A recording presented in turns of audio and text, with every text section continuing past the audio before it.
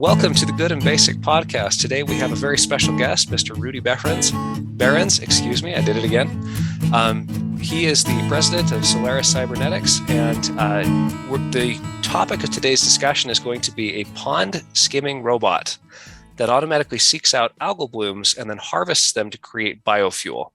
This technology is incredibly cool. We're going to talk a little bit about the problem that is algal blooms, a little bit about their biology and why they're so fascinating. And in addition to that, we're going to talk about the pond skimming robot and its ability to collect biofuel from this environmental problem. And then in addition to that, we're going to talk about the business model of Solaris Cybernetics, which involves giving away the plans for this groundbreaking technology for free. Mm-hmm. Those who want to do it for environmental cleanup reasons and for a small royalty for those who want to make a profit. Mm-hmm. So, Mr. Behrens, it's a pleasure to talk with you. Could you share a little bit more about algal blooms and what the cyanobacteria are doing? Sure. What happens when you get an algae bloom is initially it just starts to spread across the surface of the water. But then the cells start to come together into these big mats. And as they do that, they start to communicate with each other. And they begin to specialize. Some cells do photosynthesis, some store lipids, some transfer lipids. And then eventually it gets big enough where some cells start producing an alcohol-based toxin and secreting it into the water. But each of these cells do only one thing at a time, though any one of these cells could do it under different circumstances. If you take the bloom and grind it up in your fingers and throw it into more water, all the cells go back to being green algae cells until they can clump together again. Interesting. So they each do it, they all have the potential to do anything, but it becomes a thing that looks a lot like a lily pad, actually, because you can see veins coming through it where it's transferring sugars and lipids between the cells for storage and for energy and so on. If you lift it up, there's a kind of a mucousy yellow layer on the bottom, which is just algae cells chock full of oil. Vegetable oil. Really? And they're just supporting the whole network and holding it close to the surface. Yeah. They're like little submarines. The little bladder of lipids inside the cell expands and contracts so they can rise and fall in the water column. So algal blooms don't happen all the time. There's always blue-green algae present in pretty much any water source you're ever going to find. Oh, it's probably in your hair and on the bottom of your shoes right now, just dried out and blew in with the dust. And by itself, that's blue-green algae are not a problem. They don't cause any sort of environmental degradation. I mean, they're everywhere, and they're very useful for the food chain and making oxygen. People eat it for a health food supplement. I mean, spirulina pills are big business. Yeah. When is the switch made that switches it from being a single-celled organism that's so useful to becoming this bloom? When it has excess carbon dioxide available. Okay. So now algae can only extract algae out of the CO2 out of the water column. It can't get it from the air. Okay. And it can only get it as microbubbles in the water column that are 60% of the cell diameter or less. Okay, so pretty narrow. There's a pretty narrow bandwidth where that growth can really start exploding. That's why the blooms always occur where the water is about 4 feet deep, because you have a bunch of dead leaves and things on the bottom of the body of water that begin to decompose, releasing CO2 into the water column. And these bubbles start rising to the surface. And at about the 2-foot point, they're at the right size. And also the light is at 200-foot candles or more, which is what the algae cell needs for photosynthesis. So boom, it's lunchtime. Okay. So bubbles of the right size of carbon dioxide plus a certain amount of light, and then you get the explosion of growth. Yep. I mean, you can see blooms, they could double in mass every 20, 30 minutes. That's amazing. So water that's 4 feet deep, how does that work as far as the ocean? Is this only in like shallow coastal areas, or? Yeah, basically. Okay. Yeah, see, right. it's a matter of gas pressure. The bubbles can't be, if the decay occurs at deeper water where the CO2 bubbles start rising, by the time they get to the 2-foot level, they're too big. So it's basically a very narrow band. Okay. And what is, historically speaking, like are algae blooms a larger problem now? And if so, why? Like, Yeah, they are. You're suggesting that the carbon dioxide is supplied by rotting material at the bottom of the water body, right? That's So, correct. like, is there more of that now? And if so, why? Oh, there's two reasons. One is there is more CO2 in the atmosphere. So based on the law of partial pressures, there's going to retain more carbon dioxide in the water column because its rate of transfer into the atmosphere is reduced. But the main reason is invasive species has created a symbiosis for the algae. What's happened is cyanobacteria colonizes a plant called azolla, water fern. And it becomes symbiotic because the water fern can't do photosynthesis on its own. The algae does that and produces food for the water fern. And the water fern provides habitat for the algae to allow it a broader temperature range. And this is the important part. The water fern can absorb CO2 out of the air. Oh, okay. So you've suddenly given a species that for billions of years had to get CO2 out of the water column can now get it from the atmosphere, albeit indirectly. Interesting. So sort of the precipitating circumstances now are that there's more CO2 in the rotting matter at the bottom of the body of water, and then there's a reduced ability to transfer CO2 out into the atmosphere. And so it's sort of pushing at it from both sides, reducing the ability of the body of water to expel its own CO2. And then there's a larger supply of CO2 in the first place, and that's just the perfect storm for the algae. Is that right? Yes. Okay. And then plus you have the azolla giving habitat to the algae, and then duckweed, lemna, coming with it, because the duckweed absorbs nutrients and proteins out of the water so the algae can keep growing. The three work together, extend the range of the plants farther north and longer into the year. That's why you're getting more algae blooms. You can keep getting algae blooms as late as early December and as soon as late January. Because of if you look at the blooms, you're going to find it's three plants together: azolla, cyanobacteria, and lemna, duckweed. Either is one of its many forms. Fascinating. And duckweed could be large, like large duckweed, and then it could also be very tiny, which is called wolfia, but it's still just duckweed. And that's another extremely aggressive plant. It reproduces by 3 different ways. Duckweed's actually a flowering plant. So it'll produce multicellular seeds. Flowering plant. What are those 3 ways? Seeds, well, it reproduces division? by rhizomes. Okay. The root, like grass, the roots come out and new plants grow off the root. Okay. They reproduce sexually by, exchanging pollen and to the flower. There's little tiny flowers, little tiny pollen receptors. You have to look at it. You only need a magnifying glass to see it, but it does that 3 times a year.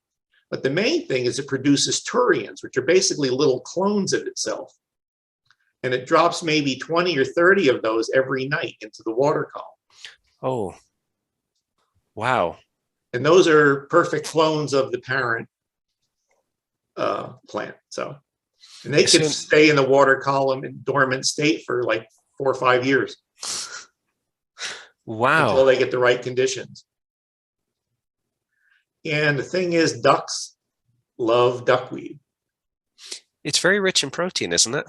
Yeah. You could eat it for food as long as you don't grow it with the ducks, because that's pretty disgusting. But it travels in waterfowl's intestines, and that's what's spreading it all over the country and all over the world. Interesting. They migrate, and So what could we talk briefly about how these blooms become a problem? They secrete alcohol-based toxins. Mm-hmm. There's also, forgive me if I'm wrong, but the problem of eutrophication, where you get dead zones Oh caused yeah, by oh lack of yeah, it oxygen. kills fish that way. Okay. The toxins can do brain damage to birds and cows. From the alcohol-based toxin, Yeah, apparently it causes brain damage in birds and cows. does that affect humans as well? It can, high enough concentration. Mostly it shows up on humans as a rash on your hands. Okay. So you get in the lake water and you get a nasty rash, and Yeah. possibly worse. Usually people start feeling dizzy. Interesting. Interesting. I guess that's affecting the brain. Well, it gets absorbed through your skin. And this isn't like a lethal toxin, or probably the LD50 is pretty high. Is it more of like it's normally not is it lethal for annoyance? people. No, you'd have to be in incredibly bad toxic bloom, and maybe you'd have to be, kind of frail, getting chemotherapy or something, before it would be deadly. But you're not going to be happy. For animals, what's the scale of the risk? Like, is it lethal? Is it obnoxious? No, it could be lethal to cows. Okay, all right. Interesting. In birds, some birds, you'll see dead birds floating in the water. Wow. Well, they love that duckweed. It's somebody I used to work with described it as duck crack. Once they eat, they don't stop till it's all done. They really go crazy. That is fascinating. It's like catnip for birds. Yeah, they just keep eating it and eating it. I've seen it happen. A flock of geese land in the water, and there's duckweed in it, and they just keep eating it and eating it until they almost pass out. Wow. I think cows do the same thing with alfalfa. Yeah, and the cows can drink water with the algae in it, and that's when they get brain damage. Okay. They have to put the cows down. Apparently, it's a permanent condition. That's quite sad. It is sad, but they found it happened in Georgia. Interesting. What are the estimates on sort of the scale of the damage that's done by this, perhaps every year or overall? I have no idea. Financially, or in terms of the number of animals affected? It's real. That's not. It happens. It's not the big problem. The problem is when you get the algae bloom and that water is used for a water supply, you have to add filters. Because you can't let it get into the water supply. You never know who's going to be drinking it. Mm-hmm. By way of example, it's easy to remove, fortunately. Good, including the toxins. Well, the toxins are easy to remove. You absorb them in activated charcoal filters. It's relatively simple. Okay. But it's still dangerous. Basically, you're still at a water plant, and you're trying to make sure you get all the poison out of the water before you let thousands of people drink it. So, by way of example, there's so my grandparents live in the Salt Lake Valley and use canal water to irrigate their yard for years and years and years. My grandpa would be stomping around in his waders at 5 a.m. as my next door neighbor, flood irrigating his lawn because he had been farming for ages in the acreage behind his house, which is now all subdivision, but he still had access to that water right. And there is a network of canals that cross the Salt Lake Valley, and they all drain from Utah Lake, which is one of the larger lakes in the Intermountain West. And that lake is notorious for getting massive algal blooms every year and having large amounts of this toxin to the point where there are advisories not to go swimming in the lake.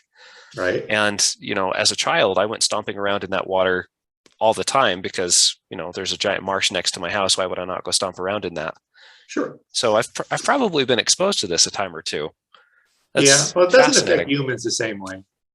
Good. Otherwise, permanent brain damage. We don't want that. No, we don't have permanent brain. We metabolize it the way you would any other alcohol, which is why you feel a little dizzy. Okay. Getting tipsy from canal water over at Grandpa's house. Hey, there you go. Party time. Kind of.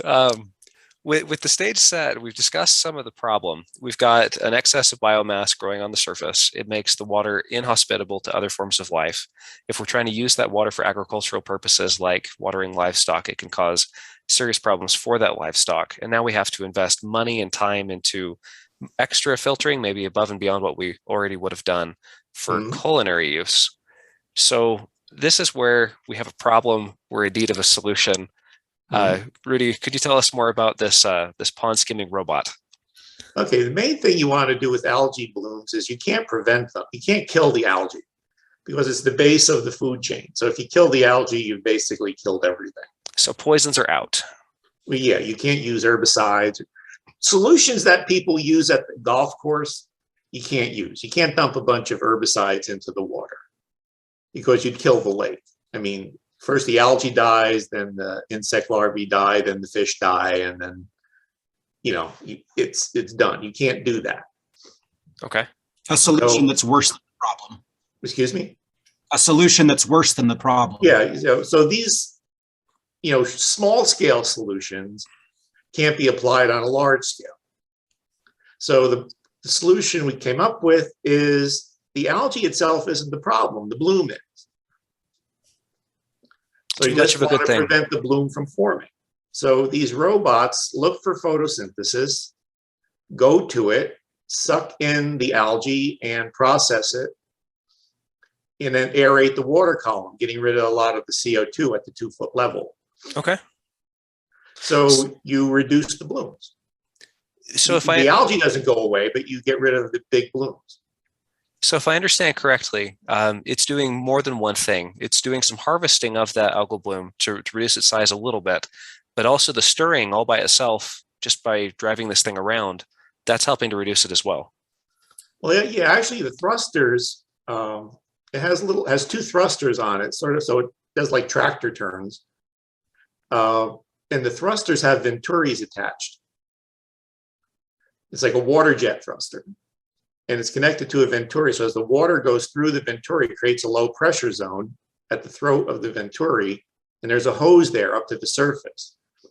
So it's sucking air in and injecting it into the water column and blowing out a lot of the CO2. So it can't be absorbed. It's also and moving the robot at the same time. Interesting. So it's correcting the problem in more than one way. You've mentioned that the algae it starts acting a little bit like a multicellular organism after it produces this algal bloom network.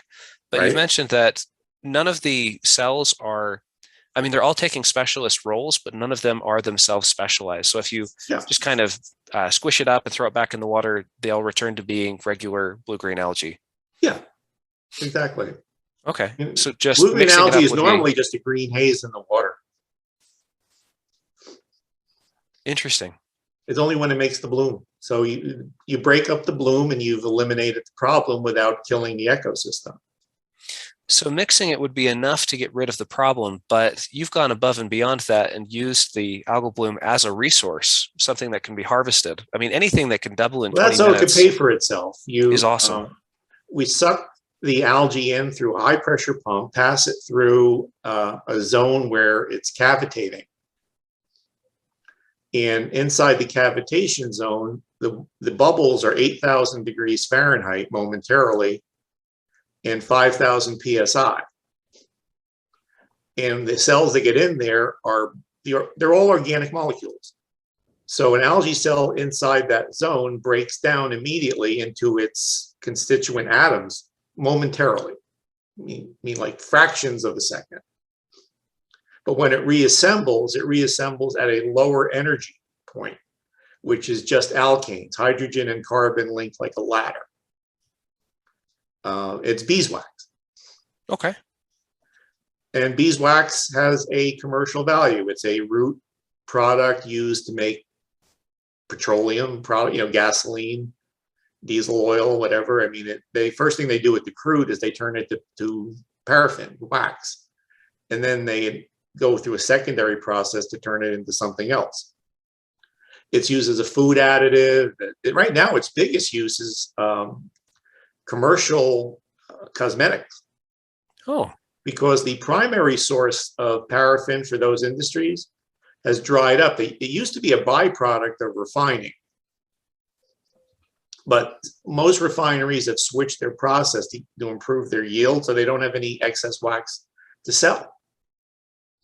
So these industries have replaced it by synthesizing the wax from natural gas. So it's gone from about $2, $3 a gallon to $9, $10 a gallon.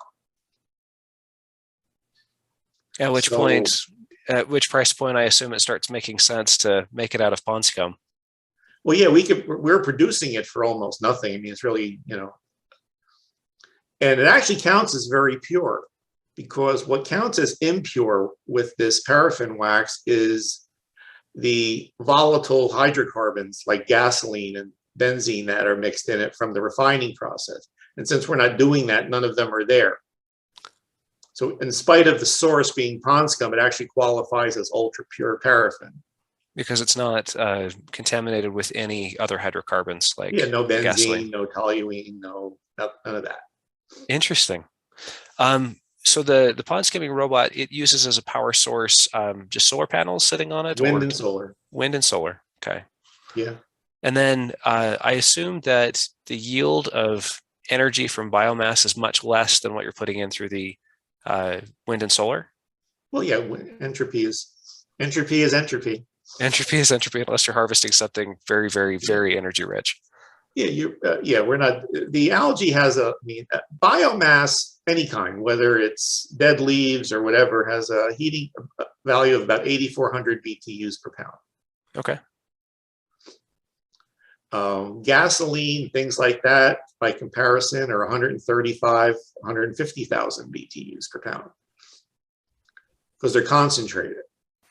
So we produce paraffin wax, which has a heating value of about, it's not much. It's around about 12,000, 13,000 BTUs per pound. How But many? there's no free lunch. We're turning something with more heating value into less. So, although sometimes you can get a discount on lunch. You can, yes, it's true. Well, and it also seems to me that if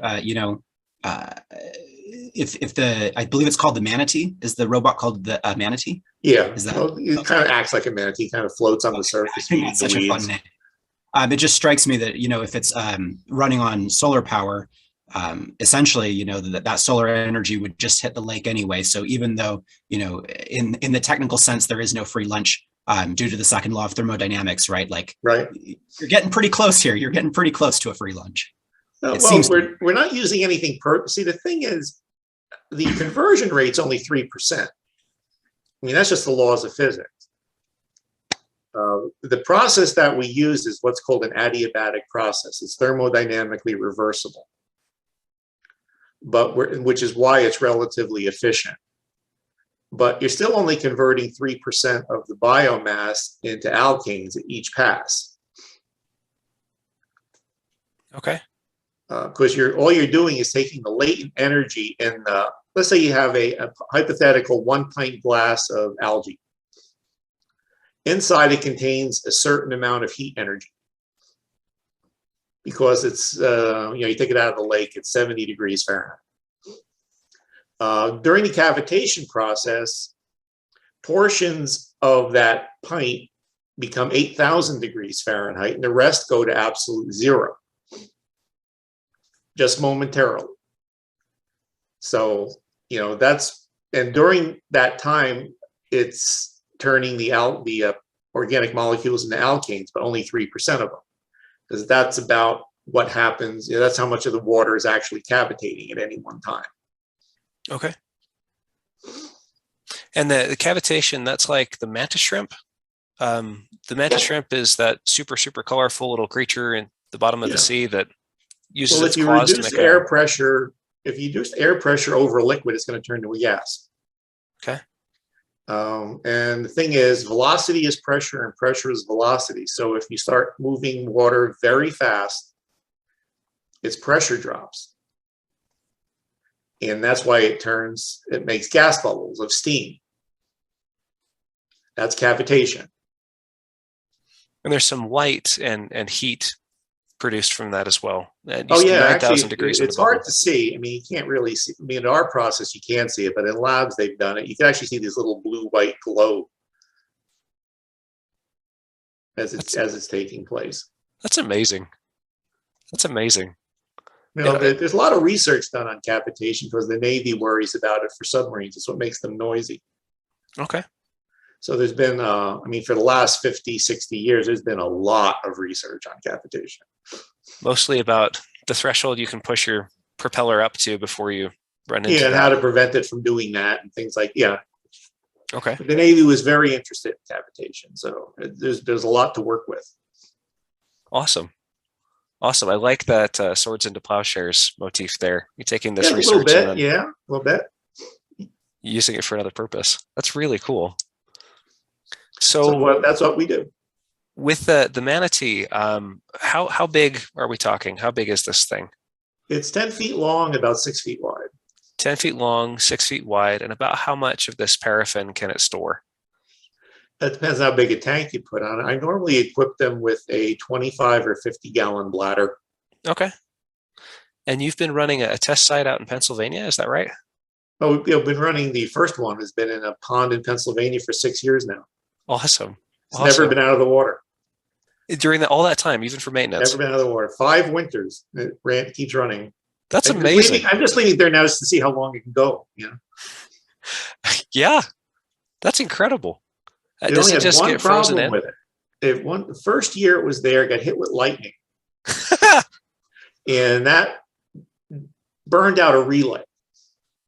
So one thruster couldn't work. So it was, but even then it figured out pretty quickly that 3 left turns make a right turn. So it just kept going, but I replaced the relay and that was it.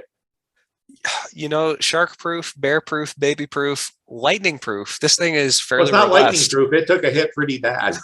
Well, it recovered. It It recovered. recovered from it, yeah. I got better, as it were. Well, that's the reason it has no microchips in it. It's all very primitive solid state circuits, you know, diodes, transistors, resistors. There's It looks something like a radio from 1962. that's awesome. There's something We did very that elegant. deliberately so it wouldn't break. There's something very elegant also about harvesting something as biologically primitive as the blue-green algae with something kind of technologically primitive like that. It's Where- very primitive. I mean, Very it's simple brain. I mean, it's really crude, but this was meant to be farm equipment, not a cruise missile. You know, it doesn't. Yeah. And It farm has to be equipment has to have rugged and dirt. it has to be easily producible. I mean, the whole AI circuit costs about under $20 in parts if you know how to solder. Wow. You know, I mean, Good. and the hull is made out of just PVC pipe from a hardware store. I mean, these things are almost disposable if you build them yourself. I mean, if they could run for the first 2-3 months, they've already earned their cost back. Really? During that time, they're able to recover enough of this paraffin. Yeah, you're probably going to make it. I mean, you make around $20 worth a day, but the thing only costs you about way under $2,000 in parts. The most expensive items are the solar panels. Okay. Pumps aren't really that expensive.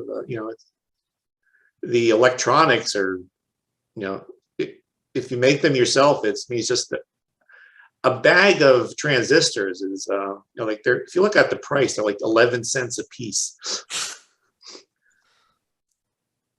That's wild. There's only 13 elements in the circuit as is, so that's $1.35 in electronics. And Does the device use a camera to identify where the algae is, or? no, it uses a light sensing resistor. Okay. They're tuned to pick up the mid-range of the green spectrum, which is the same frequency as photosynthesis. And they're very easy to get because that's what they use in cameras that have autofocus, where that first they blast the green laser and then the camera focuses. It's using the mid-range light, so it has a sensor for that. So those photoresistors are easy to get. Awesome. Just They're a off the little shelf more parts. expensive. They're sometimes as much as 20 cents each.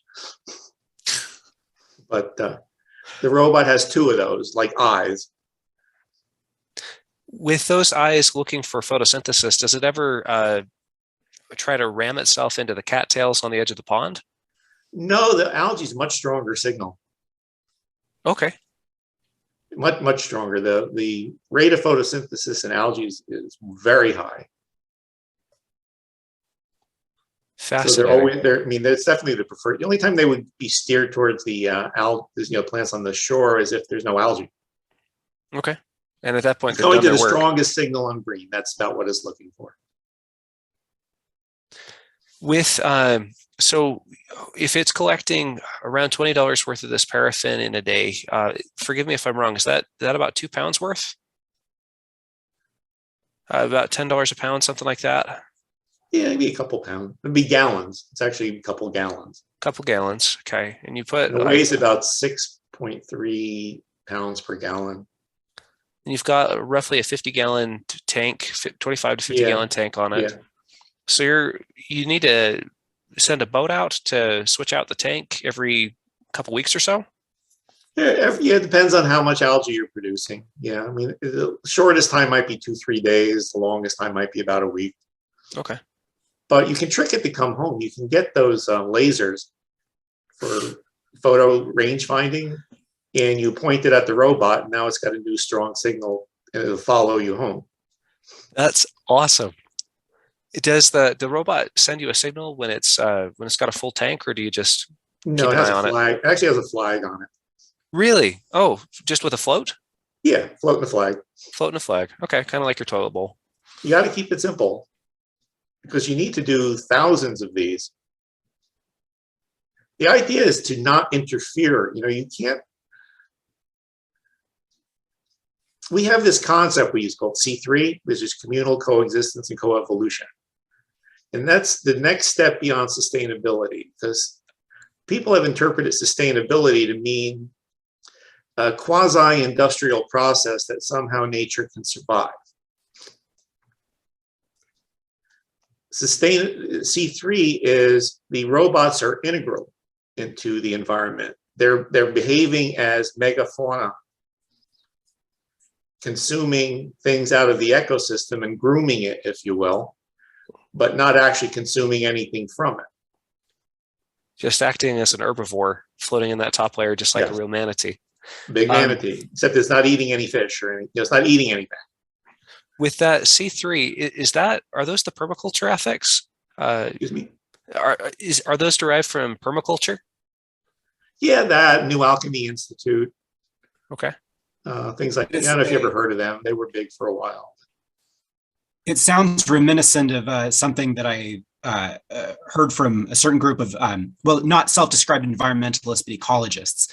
That the way we should be thinking about so-called environmental issues is not as environmental issues, because that suggests sort of this like partitioning off between us and the environment, but instead we should be thinking of them as ecological issues, that we're a part of the picture, that we are, interacting with everything around us and constituting it, and it's interacting with us and constituting us. And so the model isn't sustainability, right? Like you said, not these sort of like industrial processes that nature can withstand or survive, but instead like a cooperative, mutually constructive set of interactions, right? Which is exactly what this is. Yeah. See, we basically, what I tell people, if they'll believe it, is if you let the robots operate on a body of water long enough, it becomes better than it was. Not just for lack of algae blooms, but you're increasing the oxygen levels in it. One thing you'll notice about the robots is there's always fish around, because fish are always attracted to the highest oxygen levels in the water. So there's always fish following the robots around. It's also interesting that they would provide a shelter, not just from the sun. There's some habitat. Yeah, fish will come to any kind of habitat, even those plastic island floating in the Pacific attracts fish, but big floating nets out there in the water are a problem. But if they kind of clump up enough, they become a shelter for fish out there. Yeah, but they like oxygen, so they do follow the robot around. And ultimately, the environment becomes slightly more productive than it was without them. That's really interesting. There's an expression in permaculture that everything gardens. Mm-hmm. So, you have this problem with chickens, and chickens always scratch. They always scratch and they poop everywhere. And you can't get them to stop scratching no matter what you do. So wherever they are contained, you're going to have this barren, nasty wasteland that's been turned over for the first few inches.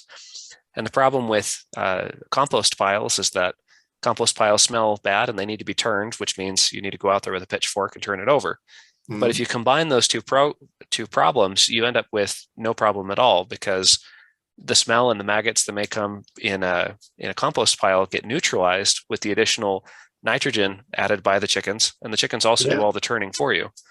So if you combine the right gardeners with the right garden, you end up with a neutralizing of the problem. And with the manatee, you've got it gardens in a couple of ways: by trimming back the biomass, and also by aerating the water, and also by providing some shelter. Yeah, it's really cool. It's you're getting the idea. It's all part of a cycle, and you integrate the machine into it, then you don't have to apologize for it later. Could we go one step meta? Because we've got kind of the ecology of a single pond, and we see how the manatee fits within that. But then you have the ecology of the entire market, the entire economy. And you've done some really clever things with this that I'm really curious about, with making the design files for free. Could you tell us more about what inspired that move and how that's working for you? Well, it seems to be working. But the thing is, when you get right down to it, the robot is a few $100s worth of parts. And I could sell it for a lot more than it costs to make, but then you have to transport it everywhere. And you end up with a business, then you end up with investors, then you end up with all this other kind of stuff. And when all is said and done, you become part of the problem again. You have to start finding ways to sell robots rather than ways to deal with the environment. So we make the plans available for free to anybody. And if you're just doing it for the environmental effect, you don't owe any royalties. And if you're going to make any money off it, we ask for 3%. And that actually works out just fine, because I really don't have any expense, and you've borne the expense of making the robot. So then, thousands of people sending 3% could work out very nicely. But at least now the job gets done. Otherwise, there's always these barriers to entry, and then there's always the morons who want to do the IPO, and it just it just gets ridiculous. I must have met 1,000 people that want to know, well, can't you just plug it in? No, you can't. And you can't suck up the algae and bring it in a truck to some factory somewhere and process it there. I mean, they really just missed the whole concept. There's a few things in there that I find really interesting. One of them is that you're avoiding distribution costs, because rather than shipping in a whole bunch of parts to you and then using your team to manufacture all the robots and then shipping them back out to the locations where they will go, instead you're using the infrastructure that's already close to these people. Let's say that I wanted to build one, I'd run down to my local Home Depot or other hardware store to get the PVC and most of the components, order a bag of transistors off of the internet, and then I'd be up and rolling. Right. So you've reduced transportation costs, you've reduced administration costs to yourself, and you've found a model where you can make a profit for the work that you've put in, while also reducing barrier to entry. That's the other huge thing. I don't like artificially high barrier to entry. If it's difficult to get into a game without massive upfront cost, you're discouraged from doing it. So if you want more of it to happen, lowering that barrier is really good. It was kind of inspired and almost set up like a Mondragon cooperative. What is a Mondragon cooperative?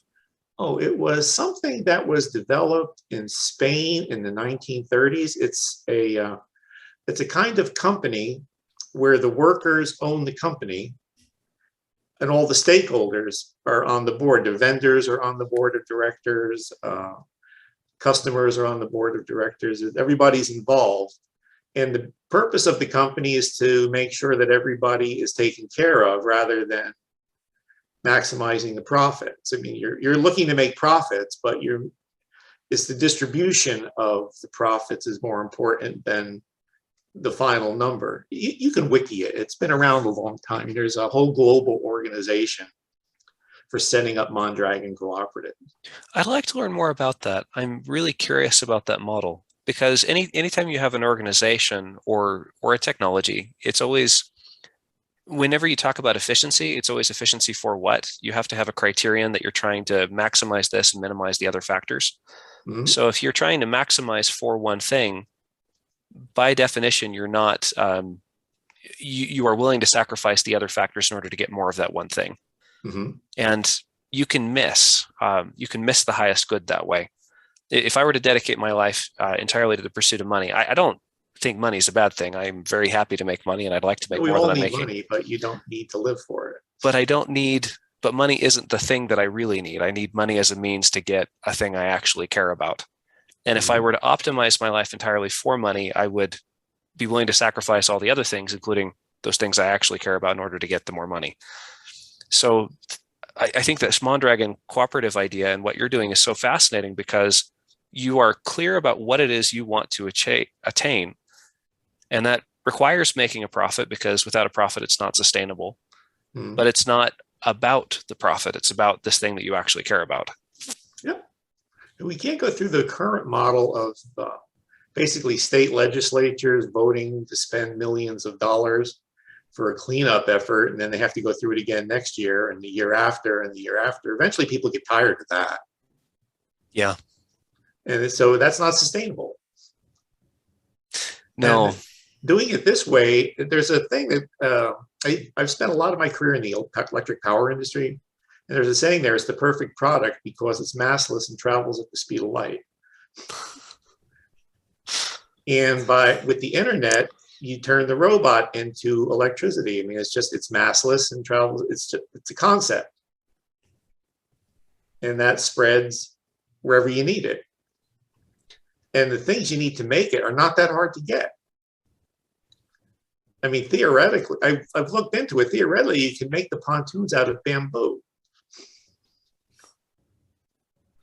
You can actually substitute pneumatics for the electronics. Really? It's more work, a lot more work, and it's harder to do. But if there were no electronics, you could set up the circuit that way. Just a bunch of pumps. Yeah, pumps and air hoses and things, and that's amazing. That's what keeps it primitive. It was meant to be primitive. I mean, if you show it to an engineer, I'm an engineer, but you could show it to another engineer and they're going to give me 100 different ways they can improve it. But the thing is, I don't want it improved. I want some guy has no clue what anything is or how anything works and still be able to make one. I love this. I love this because you have optimized. All engineers are always optimizing. Engineering is a ethical practice because you're talking about not just how to do things, but values, what that thing that you're trying to do. Mm-hmm. And one of the things that from what you've described, I'm seeing that you care about is robustness and low barrier to entry. I mean, those are top priorities. You want this thing to be scalable. You want it to be, forgive me if I'm putting words in your mouth, but this is what I'm hearing. You want it to be robust to weather shocks, you want it to be basically indestructible, and also to have that low barrier to entry. So if someone were to make it more efficient in terms of how much algae it was going to process at a time, or how fast it could get around the lake, or how easily it could be molded in fiberglass, what they would be missing some of those key criteria that you want it to have. The reason it has to have it is the scale of the problem. That's what's driving all this. This is a global problem, and you would need, using my robot design, to really do this, to straighten out all the mess with algae blooms and red tide around the whole world. You need about 2 million of them. And even if you scaled it up into something more fancy, you're still going to need almost 2 million of them. How do you do that? This way you mobilize. We need 2 million robots. I'm hoping to mobilize 500,000, maybe 1 million people to build a robot. And that's why it's made this simple. I mean, I don't want anything to be a barrier to entry, not just money, but also skill level. And it's funny, there's some people I've met today, recently, that they really don't know which end of a screwdriver to hold. I mean, it's really kind of sad, but that's why we have this simple design. And I got a friend of mine in California is working on videos, instructional videos for this. Awesome. I hope to get that go, And that reduces the skill level as a barrier to entry to make one. Well, and eventually we get to one where it'll start off with, this is a screwdriver. You hold the big end. I mean, if it comes to that, that's what we'll do, whatever it takes. Rudy, I'm really curious about an aspect of how you developed this and how you, sort of your design process, right? It's structured to be profitable, right? And I'm also thinking about the example that you raised of like a local government that leads a cleanup effort, and how that's a bad solution because essentially people get tired of it, right? There's no profit motive, right? Whereas here, even if somebody was wildly uninterested in ecological issues, or perhaps were even only interested on the surface level of, I don't like how my lake looks, they would have a rationale to go and do this. That's what this is about. Yeah, and I'm curious, like in the design process, from the very beginning, were you thinking, hey, this needs to be a profitable venture? Was it sort of like a serendipitous accident? No, it was from the start. I realized that to make this work, it has to be something that everybody from a tree hugger to a land rapist can get behind. And how did that like affect your design process? I'm so curious about this because there's so many problems. There's so many problems that would be a lot easier to solve if there were a profit motive attached to that, at least some kind of, profit motive. And so I'm curious, like, how did that affect all your design decisions? How were you thinking about that? Well, basically the way I do it is you set up a mathematical model of the industry you're supposedly involved in, and that tells you how much you could afford to spend, how much time you could devote. It tells you how you can allocate your resources. So the environment, cleaning up algae blooms and things like that, there's not a lot of money in it, so you couldn't spend a lot of money. And that's what drove the design to be simpler. And so there was no economy of scale to this. If you try to make them bigger, they get costlier, but they don't get any better. So it just kept, the equations just kept pushing back. So we're just saying how far, so it got to the law of minimums. How little of this could there be and still get the job done? Yeah. Okay. Which is a very that's a very engineering perspective, in spite of the fact that, you're saying this is definitely not engineered, right? Well, I am an engineer, but where that comes from is actually a French. That came from a French aeronautical engineer, Antoine de Saint-Exupéry, who wrote The Little Prince. He was actually an airplane designer, and he had this motto, which is, a design isn't finished when there's nothing left to add, it's finished when there's nothing left to take away. Ooh, I like that. And it's absolutely right. I mean, for airplanes in particular, that's my background is aeronautical engineering. So you have to, weight is everything. So, but everything is at minimums. Shaving off a little here and there. You'd be surprised. There's a lot of sayings like, I sell my mother to save a pound. That's a common one. My dad has built a couple of airplanes. My dad is a professional pilot and builds airplanes as a hobby. And when I was growing up, we always had an airplane in the garage and never a car, until really quite recently. But when he was building a Pitts Model 12 in the garage, he was drilling holes out of the seat rest. He had this thin marine plywood leaning up against the skeleton of the thing to be the back of your seat, and he had drilled a bunch of holes in it just to save that extra little bit of weight. Yeah. Well, you see, every pound you add to an airplane, you're actually adding 3. There's the pound you add it, there's the pound of fuel to lift it, and the pound of extra engine to carry that weight. So that's why you whittle weight out of airplanes. That is fascinating. There's nothing exists in a vacuum. There's always consequences. It reminds me of, this is maybe a funny example, but there's kind of this trope of the spy car, kind of a James Bond style car that can fly and turn into a submarine and drive really fast. Mhm. And if you're trying to optimize for multiple environments, you have to make concessions for all of them. Submarines Right. need to be heavy, airplanes need to be light. If you want a thing that's going to do both, it's going to do both of them badly. Yep. That's very, very interesting. And I love seeing how things are optimized because you see what they're aiming at. What is the telos is an old Greek word that means that thing that you are seeking to achieve, that Mhm. end goal. And I love this goal because you want it to be scalable. That's a key thing. In order to make it scalable, you need to make it low barrier to entry and cheap. Those are roughly the same thing. And also Mhm. very robust, like farm equipment. So it needs to be able to handle a fair amount of abuse. I love this. Mhm. You were very clear about what you wanted to accomplish, and you're able to accomplish all those things and make a profit from those small royalty payments as well. This is really cool. I'm sorry, I'm just geeking out over here in the corner. There's another version of this I'm working on to deal with red tide. It's going to be 20 feet long instead of 10. But that's only because the average wave heights in the Atlantic are such that you need a 20-foot length so the pontoon is riding 3 wave crests simultaneously. If you don't do that, it's going to keep bobbing up and down all the time and never get any work done. But other than that, that's the only change you had to make to operate in the ocean.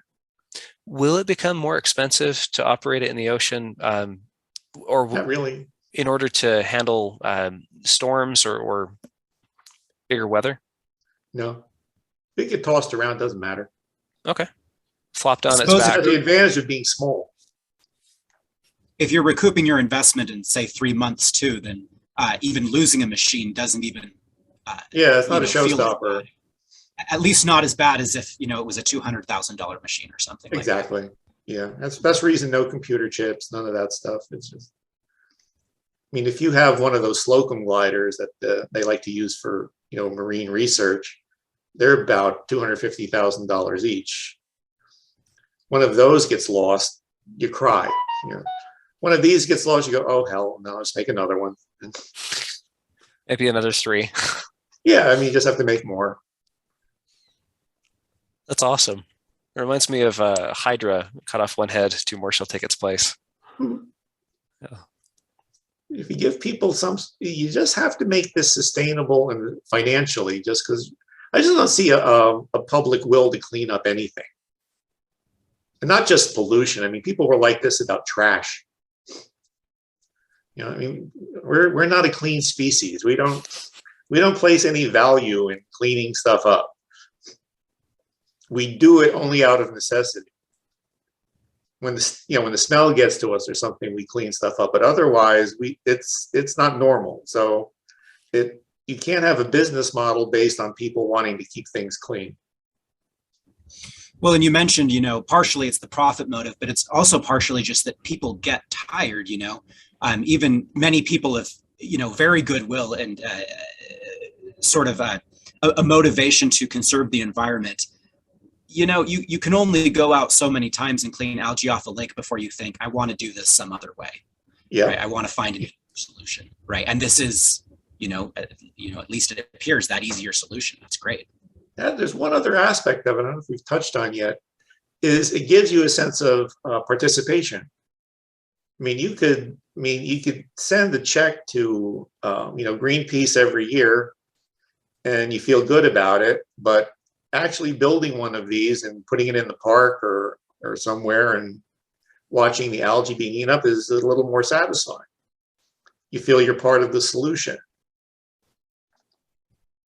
You have an emotional connection. It's the alienation of donation dollars, and this corrects for that. Yeah, I mean, people do it to be good, but I mean, you don't get any payback yourself from it, or at least you shouldn't. I mean, when I do charitable donations, I don't ask for a receipt. I don't think you should get any benefit from helping somebody, but I mean, an emotional feedback where you feel like you did something good today. A robot will do that for you more so than a donation to an environmental group, for example. And the result is more emotionally visceral because you can see it. You can see exactly what your contribution is doing, rather than sending the check, which then gets absorbed into the pool of money they have, and then they do things with that pool of money. And you don't know if your donation did anything. Well, I mean, Not to let's mention, assume just for the discussion that this is an upright charity and they're very effective at what they do. Even so, you still don't get a lot of payback. I think that's really a cool thing. This is another thing to add to that roster of things that you've optimized for. One of those values that is in that calculus is the emotional satisfaction of having done your good turn in the world. Which will That's encourage cool. people to do more. Yeah. Yeah. You know, you'll do what makes you feel good. That's what everybody does. And if what feels good is also a good thing, then so much the better. Yeah. Try to make, you make a payoff. You get some kind of an emotional payoff from This seems to be it is optimized well. Not only does it make you feel good, it also accomplishes good in the world. And if you're selling that paraffin, it also makes you some money and can help you to support yourself. it. So it's some people who possible. need work, and there's a lot of people out there who could use some real work. Yeah. And someone, I've known a few people. Not known them. I mean, I've met them that their livelihood is really being an Uber driver or something. I mean, that's the best they can do. On the weekends they deliver pizzas. I mean, it's hard for a lot of folks. yeah, And this is it might be a way around that, at least a little bit. because the barrier to entry is low enough. You don't need a university degree to build one of these. Maybe you watch those YouTube tutorials built by designed by your friend in California, and then you save up your Uber savings for a few months and hopefully have the $2,000 or so to make one of these. It pays for itself in a couple up months. Some used parts here and there. I mean, if you're creative that way.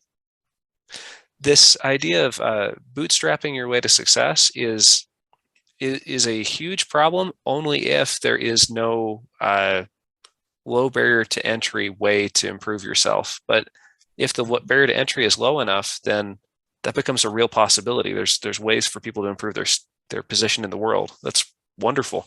Well, that's also the main reason I give the plans away.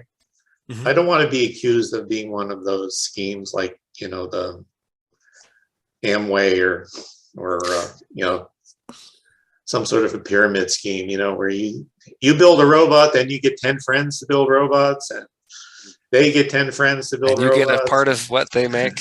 Yeah. Yeah, I mean, that's kind of sad. I think they're yucky. You don't want to take advantage of people. I mean, people do this kind of thing because they're kind of down. They always give their happy thing like, oh, well, I just wanted to succeed. But really, they'd been fired. They were divorced. They had a substance abuse problem. They were having trouble making ends meet. So they decided to do this. You're basically preying on their frailties, their uncertainty.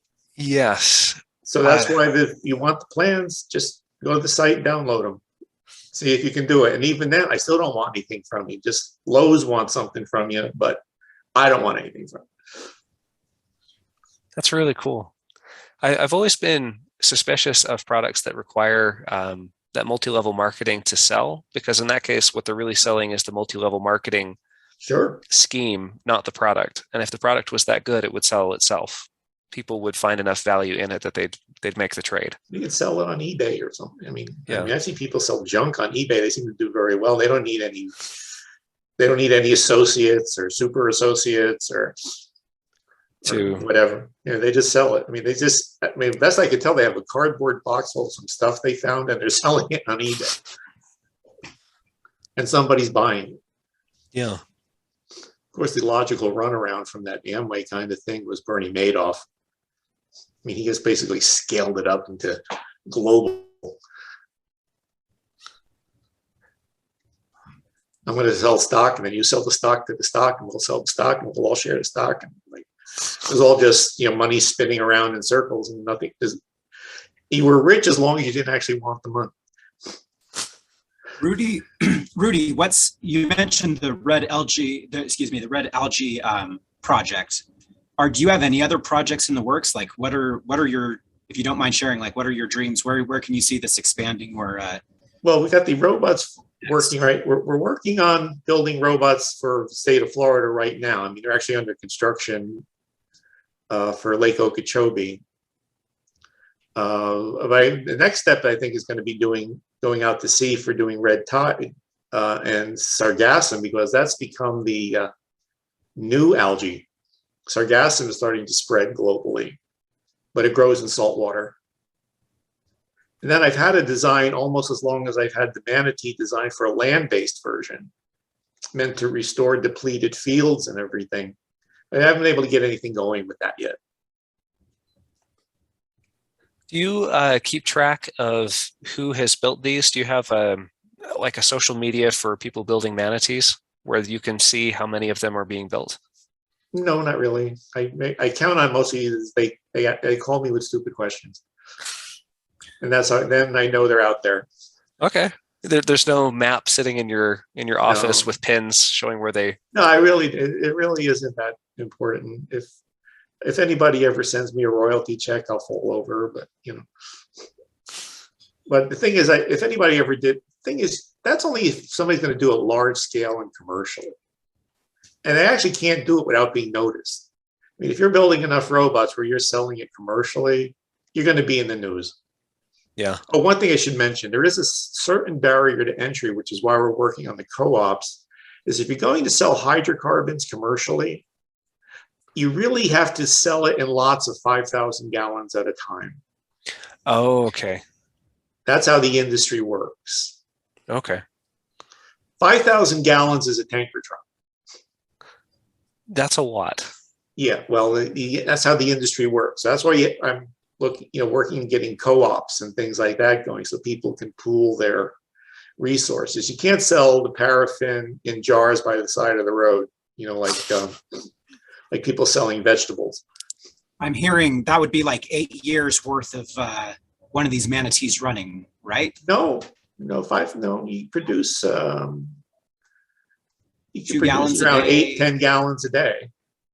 8 to 10 gallons a day. That's 500 days out of one robot. So a year and a half. Yeah, but ideally you would hook up with other people. Yeah. I mean, where are you going to store your 500,000 gallons, right? It's one thing to build a $2,000 robot, but I do not have a tanker truck flying filled with paraffin. No, you'd have to use a storage bladder. We're anticipating storage bladders and things, but I mean, this again, though, you still have free advice on this because every state has county agents, and county agents are expert at setting up ag co-ops. This is agricultural. It's what they do. And I've never met people in my life who are more helpful than extension service people. I mean, it's amazing. It's an underutilized resource. Totally. Yeah. I mean, they're very good at what they do. And they could set up, I mean, if somebody get enough people together, see, right now, if you're going to sell it, the reason we're doing it in Florida with 20 robots is that's what I figured is the amount you need to produce 5,000 gallons often enough to sell commercially. That's going to be the nugget that a co-op can build on. In Florida, we'll at 5,000 gallons a month, which is what we're going to be able to do. We could sell it commercially and get a good price. And then anybody, even with one robot, wants to join the co-op, then they can. That's where you build from. But once that happens, the rest starts to get easier. The first one is always hard. The first one needs to establish the fuel is idea. just burn it yourself. It runs in diesel engines. You could also use it as heating oil. Awesome. So if you had a pond with an algae problem on a farm. If you're a farmer, you could run your tractor with it. And you don't have to do anything to it. The paraffin will burn in a diesel engine, no sweat. Awesome. Would you just use the same process people use for turning vegetable oil into? No, you just use it as is. Really? Just pour it straight into the tank, making Yeah. sure there's no water, of course. Well, yeah, you have to skim the water out, but that's easy enough to do. But yeah, you have to get the water out, and then it just as is. Wow. You don't need biodiesel to run a diesel. Diesel engines were originally designed to run on powdered flaxseed shells. If Really? it burns, you can run it in a diesel engine. The only reason you need biodiesel is if you have what's called a direct injection diesel engine, Okay. and that's the truck engines. Most of them are direct injection. But all other diesel engines are what's called indirect injection, and they can burn anything. I mean, if you leave some orange juice in your refrigerator too long and it ferments, you can burn that. Anything with a heating value. That's what Rudolph Diesel designed the engine to be. Interesting. It reminds And me most, of, in fact, not most, all farm tractor engines have indirect injection. So they can handle, so they don't have to worry about the grade of fuel they're burning. interesting. Ship engines, diesel locomotives, they all are indirect injection. You've given me a topic for some further research. I'd love to learn more about that. That sounds fascinating. It reminds me of the syngas that there were a lot of cars, around 750,000 of them during World War II in Europe, that were converted to run on wood. Since Yeah. the internal combustion engine was originally designed to run on coal gas. And Yep. so if you just had a hopper and you heated up some organic material, it would produce I'll look up a company called Jenbacher. It's an carbon. Austrian company. They make engines that run on wood gas. That's awesome. They make the whole system. With the hopper, the gasifier, everything. Yeah, they make everything. They're actually owned by GE, Awesome. but they're in Austria. I think that's Jenbacher with a J, Jenn. okay. Jen Doctor. Bacher. Oh, okay. Yeah, Jenbacher. But But yeah. yeah, fascinating. But There's engines, resources we don't use. But there's engines that are run on wellhead gas, which is a blend of varying heating value methane and water, and maybe some gasified volatiles like toluene. They compensate for it, and they've been making these engines for 80 years. Biggest one right now is Ajax in Oklahoma City and Waukesha in Waukesha, Wisconsin. They've been making these multi-fuel engines for like forever to run the pumps at the oil wells. That is awesome. Because the heating value of the gas coming out of the well is all over the place. They have to normalize it before they sell you natural gas. Heating value goes up and down. It depends. Depends on the well, depends on the temperature, time of day. Depends on the strata they're going through at the time. So having something robust and able to handle lots and lots of variation with, varying power output is worth it to them. Yeah. So they can use that underutilized resource. Oh, yeah, they have engine. Some of these engines will run on natural gas coming from the wellhead. They'll run on the straight petroleum, whatever is available. That's awesome. And they do it automatically. And these have been around forever. This isn't something brand new. These have been around. Back in the 30s, they had engines like this. One of the things that I find really interesting about this stage of the project, because right now, one of the barriers to entry you mentioned is selling in large enough unit sizes to be able to interface with the market as it currently exists. Mm-hmm. If you get together a co-op, you can pool everybody's paraffin and then sell it in these large bulk quantities and then distribute the proceeds back to the members. As there's more of this pond scum paraffin available, it'll be interesting to see maybe some old technologies that have gotten ignored, like these engines that can run on a wider range of stuff becoming more common for consumers. It'll be interesting to see. Mercedes the diesels they put in Mercedes cars is the indirect injection. Okay. That'll be a funny bumper sticker to see that this car runs on pond scum. I'm looking forward to that. Yeah, get there. Manatee powered. Of course. Manatee Co-op. That's awesome. If our viewers want to find these plans and build one of these manatees themselves, where can they go? Do they just send a Go to direct the email to website. you? It's down. It has the link there to download the plans. Okay. It's a Dropbox file. We will leave that link in the description below so that any of our viewers who are interested in seeking that out will have access to that. Yeah, it's on the website. It has a link. It says Dropbox. I'm talking much. Dropbox. Dropbox. Awesome. Dropbox. Yeah, it's a big file, and then you'll download it, and it has the plans and some instructions and things. Some tips and tricks. And Rudy, are you or your organization on any kind of social media that we can also post there? No. Oh, well, I was on Facebook for a while, but it just got boring. Okay, so website it is. It is the website. Yeah, just do Facebook. We had tried Facebook for a while. It was all right. I mean, didn't deal with any crazy people, but it was just, in a sense, you're feeding the beast because you have to keep putting new stuff up all the time. And you end up repeating yourself. Yeah. So there's a flavor to each of these social media engines. Yeah, and so that's about it. Just the website. I don't do Twitter or anything. It's Awesome. I mean, you basically end up having people going, "Well, this sucks." Why can't you plug it in? Or you're gonna get, you get weird people like to vent on you. So I just think I just don't. We have the website and download the plans and have at it.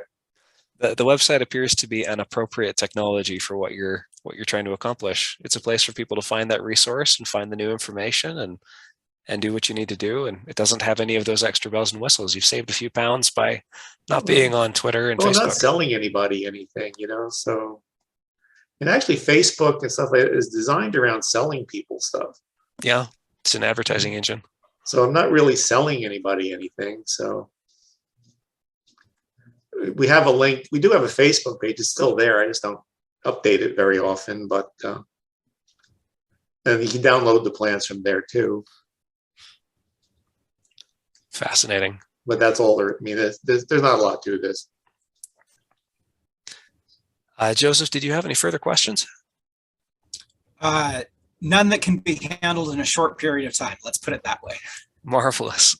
Same. I've got so many new things to think about. I think I need to sit and chew the cud for a bit. I'll be a manatee myself.